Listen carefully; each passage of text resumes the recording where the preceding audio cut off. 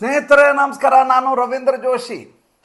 ಕಳೆದ ಕೆಲವು ದಿನಗಳಿಂದ ಅರವಿಂದ್ ಕೇಜ್ರಿವಾಲ್ ನೀಡಿರುವಂಥ ಹೇಳಿಕೆಗಳನ್ನು ಮೊಟ್ಟ ಮೊದಲು ತಾವು ಗಮನಿಸಬೇಕು. ಅದಾದ ಮೇಲೆ ವಿಷಯಕ್ಕೆ ಬರ್ತೀನಿ. ಏನು ವಿಷಯ? ಅರವಿಂದ್ ಕೇಜ್ರಿವಾಲ್ ಅವರು ಯಾವಾಗ ಎನ್ಫೋರ್ಸ್ಮೆಂಟ್ ಡೈರೆಕ್ಟರೇಟ್ ಅವರು ಸಮನ್ ಮಾಡಲಿಕ್ಕೆ ಶುರು ಮಾಡಿದರು, ಆವಾಗ ಒಂದು ಮಾತನ್ನು ಹೇಳೋರು. ಏನಂತ? ಈಗಾಗಲೇ ಕೋರ್ಟಿನಲ್ಲಿದ್ದ ವಿಚಾರ, ರಾವ್ಸ್ ಅವೆನ್ಯೂ ಕೋರ್ಟ್ನಲ್ಲಿ ಅವರು ಮಾರ್ಚ್ 13ವರೆಗೂ ಸಮಯವನ್ನು ಕೊಟ್ಟಿದ್ದಾರೆ. ನಾವು ಕಾನೂನಿಗೆ ಬದ್ಧರಾಗಿರಬೇಕು, ಕಾನೂನಿಗೆ ಗೌರವವನ್ನು ಕೊಡಬೇಕು. ಈ ವ್ಯವಸ್ಥೆಯಲ್ಲಿ ನ್ಯಾಯಾಂಗಕ್ಕೆ ಗೌರವ ಕೊಡಲಾರದೆ ನಾವು ಯಾವುದೇ ಕೆಲಸ ಮಾಡಲಿಕ್ಕಾಗೋದಿಲ್ಲ. ಆದ್ದರಿಂದ ನಾನು ಎನ್ಫೋರ್ಸ್ಮೆಂಟ್ ಡೈರೆಕ್ಟರೇಟ್ನ ವಿಚಾರಣೆಗೆ ಹೋಗುವುದಿಲ್ಲ, ಅವರ ಸಮನನ್ನು ಪರಿಗಣಿಸುವುದಿಲ್ಲ. ಇನ್ನೊಂದು ಪ್ರಕರಣ ಯಾವಾಗ ಚಂಡೀಗಢ ನಗರ ಪಾಲಿಕೆಯ ಚುನಾವಣೆ ಆದ ಮೇಲೆ ಆದಂಥ ರಾದ್ಧಾಂತದಲ್ಲಿ ಯಾವಾಗ ಆಮ್ ಆದ್ಮಿ ಪಕ್ಷದ ವ್ಯಕ್ತಿಗೆ ಮೇಯರ್ ಸ್ಥಾನವನ್ನು ಕೊಡಬೇಕು ಅಂತ ಸುಪ್ರೀಂ ಕೋರ್ಟ್ ತೀರ್ಪನ್ನು ಕೊಡುತ್ತೋ, ಆ ಸಂದರ್ಭದಲ್ಲಿ ನಮಗೆ ಈ ಭಾರತ ದೇಶದ ನ್ಯಾಯಾಂಗ ವ್ಯವಸ್ಥೆಯ ಮೇಲೆ ಗೌರವವಿದೆ, ಅದು ನಮಗೆ ನ್ಯಾಯವನ್ನು ಒದಗಿಸಿಕೊಟ್ಟಿದೆ. ಈ ದೇಶದಲ್ಲಿ ನಮಗಿರುವ ಆಪತ್ತು ಒಂದೇ ಅಂದರೆ ಅದು ಸುಪ್ರೀಂ ಕೋರ್ಟು, ನ್ಯಾಯಾಂಗ ವ್ಯವಸ್ಥೆ ಅನ್ನುವಂಥ ಮಾತನ್ನು ಹೇಳಿದರು ಇದೇ ಅರವಿಂದ್ ಕೇಜ್ರಿವಾಲ್.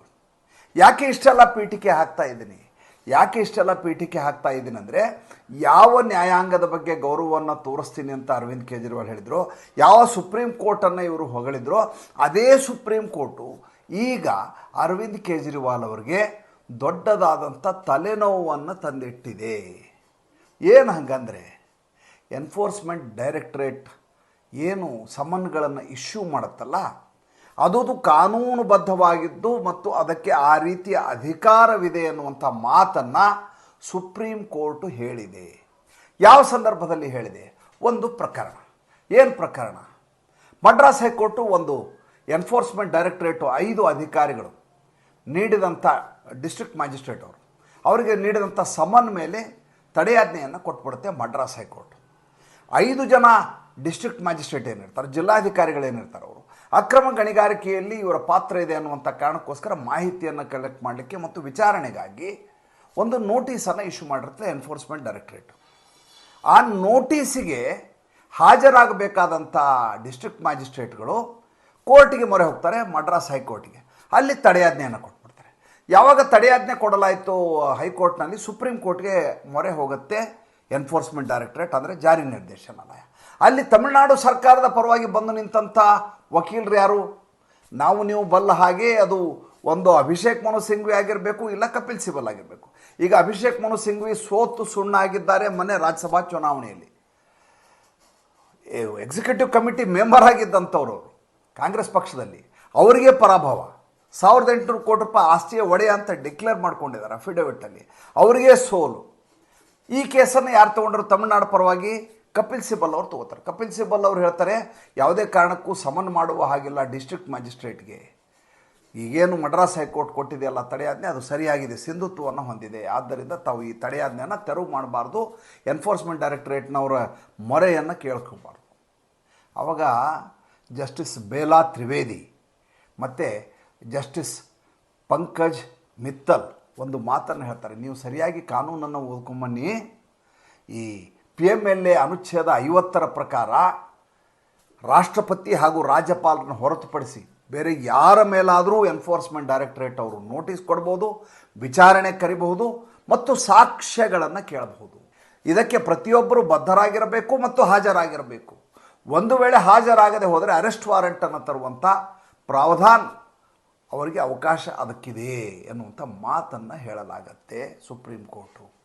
ಯಾವಾಗ ಈ ಮಾತನ್ನು ಹೇಳ್ತೋ ಆವಾಗ ಕಪಿಲ್ ಸಿಬಲ್ ತಬ್ಬಿಬ್ಬಾಗಿಬಿಡ್ತಾರೆ. ಇಲ್ಲ, ಈ ರೀತಿ ಹೇಗೆ ಸಾಧ್ಯ ಅಂದಾಗ ಅನುಚ್ಛೇದ 50ರಲ್ಲಿರುವಂಥ ವ್ಯಾಖ್ಯಾನವನ್ನು ಸ್ಪಷ್ಟವಾಗಿ ಅವರಿಗೆ ಹೇಳಲಾಗತ್ತೆ. ಅದಾದ ಮೇಲೆ ಯಾವ 5 ಡಿಸ್ಟ್ರಿಕ್ಟ್ ಮ್ಯಾಜಿಸ್ಟ್ರೇಟ್ ಅವ್ರ ಮೇಲೆ ತಡೆಯಾಜ್ಞೆಯನ್ನು ಕೊಟ್ಟಿರ್ತಾರಲ್ಲ, ತಡೆಯಾಜ್ಞೆ ತೆರವಾಗತ್ತೆ. ಅಲ್ಲಿಗೆ 5 DCಗಳು ಎನ್ಫೋರ್ಸ್ಮೆಂಟ್ ಡೈರೆಕ್ಟರೇಟ್ ಕರೆದ ಸಂದರ್ಭದಲ್ಲಿ ಎನ್ಫೋರ್ಸ್ಮೆಂಟ್ ಡೈರೆಕ್ಟರೇಟ್ ವಿಚಾರಣೆಗೆ ಹಾಜರಾಗಬೇಕು, ಅವ್ರು ಕೇಳಿದರೆ ಸಾಕ್ಷ್ಯಾಧಾರಗಳನ್ನು ಕೊಡಬೇಕು ಮತ್ತು ಇದಕ್ಕೆ ರಾಜ್ಯ ಸರ್ಕಾರ ಸಹಕರಿಸಬೇಕು. ರಾಜ್ಯ ಸರ್ಕಾರದ ಯಾವುದಾದರೂ ದಾಖಲಾತಿಗಳನ್ನು ಕೇಳಿದಂಥ ಸಂದರ್ಭದಲ್ಲಿ ಜಾರಿ ನಿರ್ದೇಶನಾಲಯಕ್ಕೆ ಸರ್ಕಾರ ಸಹಕರಿಸಿ ಆಯಾ ದಾಖಲೆಗಳನ್ನು ಒದಗಿಸಬೇಕು. ಇದು ಎನ್ಫೋರ್ಸ್ಮೆಂಟ್ ಡೈರೆಕ್ಟರೇಟ್ಗಿರುವಂಥ ಪರಮಾಧಿಕಾರ ಅಂತ ಜಸ್ಟಿಸ್ ಬೇಲಾ ತ್ರಿವೇದಿ, ಜಸ್ಟಿಸ್ ಪಂಕಜ್ ಮಿತ್ತಲ್ ಅವರು ಪುನರುಚ್ಚರಿಸಿದ್ದಾರೆ. ಅಂಥದ್ದೊಂದು ತೀರ್ಪನ್ನು ಕೊಟ್ಟಿದ್ದಾರೆ, ಮಹತ್ವದ ಐತಿಹಾಸಿಕ ತೀರ್ಪನ್ನು ಕೊಟ್ಟಿದ್ದಾರೆ. ಯಾಕೆ ಈ ಸಂದರ್ಭದಲ್ಲಿ ಇದು ಪ್ರಾಸಂಗಿಕ, ಯಾಕೆ ಈ ಸಂದರ್ಭದಲ್ಲಿ ಇದು ಪ್ರಸ್ತುತ, ಯಾಕೆ ಈ ಸಂದರ್ಭದಲ್ಲಿ ಇದು ಪ್ರಸಕ್ತ ಅಂದರೆ, ಇವತ್ತು ಪ್ರತಿಯೊಬ್ಬರೂ ಈ ರೀತಿ ಎನ್ಫೋರ್ಸ್ಮೆಂಟ್ ಡೈರೆಕ್ಟರೇಟ್ನ ನೋಟಿಸನ್ನು ನಗಣ್ಯ ಮಾಡ್ತಾ ಇದ್ದಾರೆ. ನೀವು ಗಮನಿಸ್ತಾ ಬನ್ನಿ, ಪ್ರತಿಯೊಬ್ಬರು ಯಾರ್ಯಾರಿಗೆ ನೋಟಿಸ್ ಕೊಡಲಾಯಿ, ಛತ್ತೀಸ್ಗಢದ ಮುಖ್ಯಮಂತ್ರಿ ಆಗಿರಬಹುದು, ನಿನ್ನೆ ಬಂದಿರುವಂಥ ಅಖಿಲೇಶ್ ಯಾದವ್ಗೆ 27ನೇ ತಾರೀಕಿಗೆ ಯಾವ 13 ಟೆಂಡರ್ಗಳನ್ನು ಅಸಂವಿಧಾನಿಕವಾಗಿ ಕಾನೂನು ಬಾಹಿರವಾಗಿ ರಿಲೀಸ್ ಮಾಡಿದ್ರಲ್ಲ, ಆ ವ್ಯಕ್ತಿ ಅಖಿಲೇಶ್ ಯಾದವ್ ಇರಬಹುದು, ಈ ಕಡೆ ಅರವಿಂದ್ ಕೇಜ್ರಿವಾಲ್ ಇರ್ಬೋದು. ಅರವಿಂದ್ ಕೇಜ್ರಿವಾಲ್ 8 ಸಲ ನೋಟಿಸ್ ಕೊಟ್ಟಿದ್ದಾರೆ ರೀ, ಒಂದೇ ಒಂದು ಸಲ ಈ ಮನುಷ್ಯ ಹಾಜರಾಗಿಲ್ಲ. ಕಾರಣ ಹೇಳೋದೇನು, ಒಂದೇದು ಇದು ಕಾನೂನು ಬಾಹಿರ ಅಂತಾರೆ, ನೋಟಿಸ್ ಕೊಟ್ಟದ್ದೇ ಕಾನೂನು ಬಾಹಿರ ಅಂತ. ಇದು ಹೆಂಗಿದೆ ನೋಡಿ. ಎರಡನೇದು, ನೀವಾಗಲೇ ರಾವ್ಸ್ ಅವೆನ್ಯೂ ಕೋರ್ಟ್ ಹೋಗಿದ್ರೆ ಕೋರ್ಟಲ್ಲಿ ತೀರ್ಮಾನ ಆಗಲಿ ಅಂತ. ಈಗ ರಾವ್ಸ್ ಅವೆನ್ಯೂ ಕೋರ್ಟ್ಗಿಂತ ದೊಡ್ಡ ಕೋರ್ಟ್ ತಾನೇ ಇದು, ಪರಮೋಚ್ಚವಾದದ್ದು, ಸರ್ವೋಚ್ಚ ನ್ಯಾಯಾಲಯದ ನ್ಯಾಯಾಧೀಶರು ಹೇಳಿದ್ದು. ಈಗೇನು ಹೇಳ್ತಾರೆ, ಅರವಿಂದ್ ಕೇಜ್ರಿವಾಲ್ ತಲೆದು ಬಗ್ಸ್ಕೊಂಡು ಹೋಗಬೇಕು, ಹೋಗ್ಲಾ ಅರೆಸ್ಟ್ ವಾರೆಂಟ್ ಬರುತ್ತೆ, ಅರೆಸ್ಟ್ ಆಗ್ತಾರೆ. ಪ್ರತಿಯೊಂದು ಬಾರಿ ನಾನು ಅರವಿಂದ್ ಕೇಜ್ರಿವಾಲ್ ಬಗ್ಗೆ ವಿಡಿಯೋ ಮಾಡಿದಾಗೆಲ್ಲ ನಮ್ಮ ವೀಕ್ಷಕರು ಕೇಳ್ತಾರೆ, ಯಾವಾಗ ಅರೆಸ್ಟ್ ಆಗ್ತಾರೆ, ಯಾವಾಗ ಅರೆಸ್ಟ್ ಆಗ್ತಾರೆ, ಯಾಕೆ ಅರೆಸ್ಟ್ ಆಗ್ತಾ ಇಲ್ಲ, ನೀವು ಪ್ರತಿ ಬಾರಿ ಅವ್ರಿಗೆ ಮುಹೂರ್ತ ಫಿಕ್ಸ್ ಮಾಡ್ತೀರಿ, ಮುಹೂರ್ತ ಫೇಲ್ ಆಗುತ್ತೆ ಯಾಕೆ ಅಂತ. ಈಗ ಸುಪ್ರೀಂ ಕೋರ್ಟು ಅದಕ್ಕೆ ಸ್ಪಷ್ಟವಾದಂಥ ಅನುಚ್ಛೇದವನ್ನು ಹೇಳಿದೆ, ಕಾನೂನಿನಲ್ಲಿರುವಂಥ ಪ್ರಾವಧಾನವನ್ನು ಹೇಳಿದೆ. ತನ್ನ ಮೂಲಕ ಈ ರೀತಿ ಭ್ರಷ್ಟಾಚಾರ ಮಾಡುವಂಥ ಮತ್ತು ಈ ತನಿಖಾ ಸಂಸ್ಥೆಗಳ ನಗಣ್ಯ ಮಾಡುವಂಥವ್ರಿಗೆ ಚಾಟಿ ಏಟನ್ನು ಕೊಟ್ಟಿದೆ.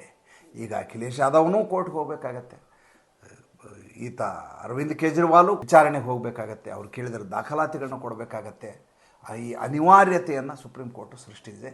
ತನ್ಮೂಲಕ ನ್ಯಾಯಾಂಗದ ಗೌರವ ಮತ್ತೆ ದ್ವಿಗುಣಗೊಂಡಿದೆ. ಮತ್ತು ಮುಂದಿನ ಸಂಚಿಕೆಯಲ್ಲಿ ಮಾತಾಡ್ತೀನಿ. ಸಂಚಿಕೆ ಇಷ್ಟ ಇದ್ದರೆ ಲೈಕ್ ಮಾಡಿ, ಫಾಲೋ ಮಾಡಿ, ಶೇರ್ ಮಾಡಿ. ನಮ್ಮ ಮುಕ್ತ ಪತ್ರಿಕೋದ್ಯಮಕ್ಕೆ ದಯವಿಟ್ಟು ಆರ್ಥಿಕವಾಗಿ ಬೆಂಗಾವಲಾಗಿ. ನಮಸ್ಕಾರ.